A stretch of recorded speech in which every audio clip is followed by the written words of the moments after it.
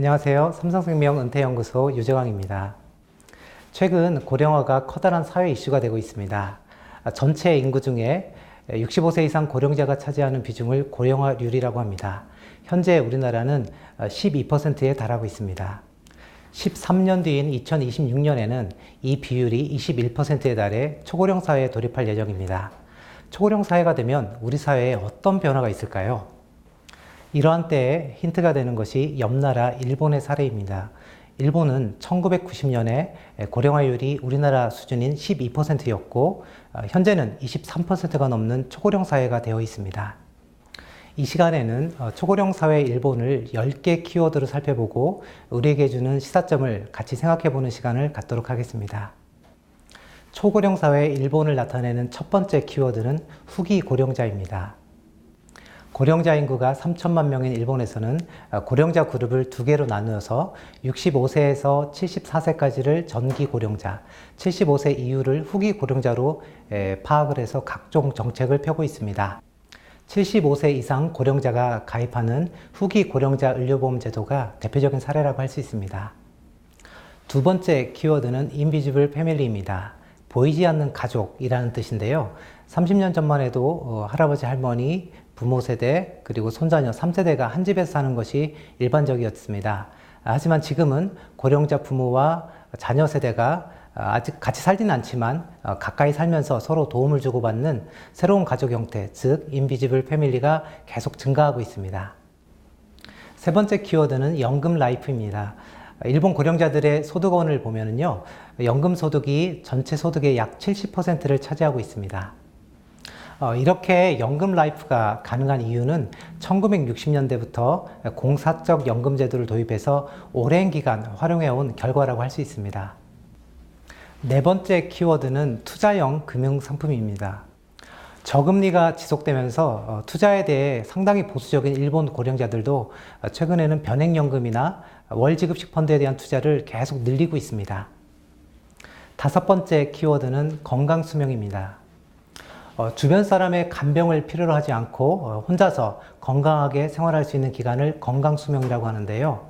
일본은 건강수명이 76세로 세계 1위입니다. 다만 75세 이상 후기 고령자가 늘어가면서 간병에 대한 수요도 증가하고 있습니다. 여섯 번째 키워드는 노인이 노인을 돌본다는 노노케어입니다.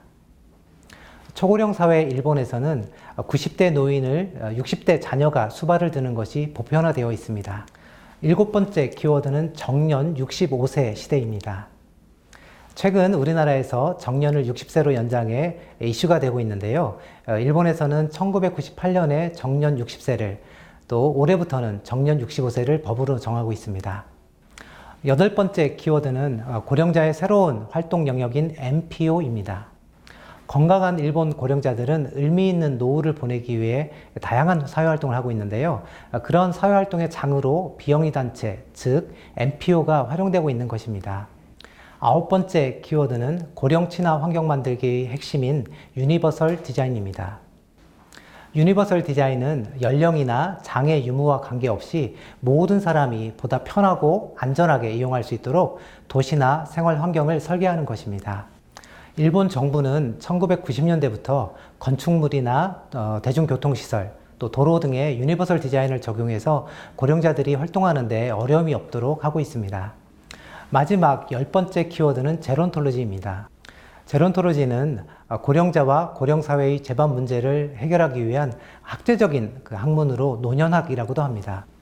초고령 사회를 맞이한 일본에서는 최근 제론톨로지에 대한 관심이 부쩍 커지고 있습니다. 지금까지 초고령 사회 일본을 10개 키워드로 살펴보았는데요.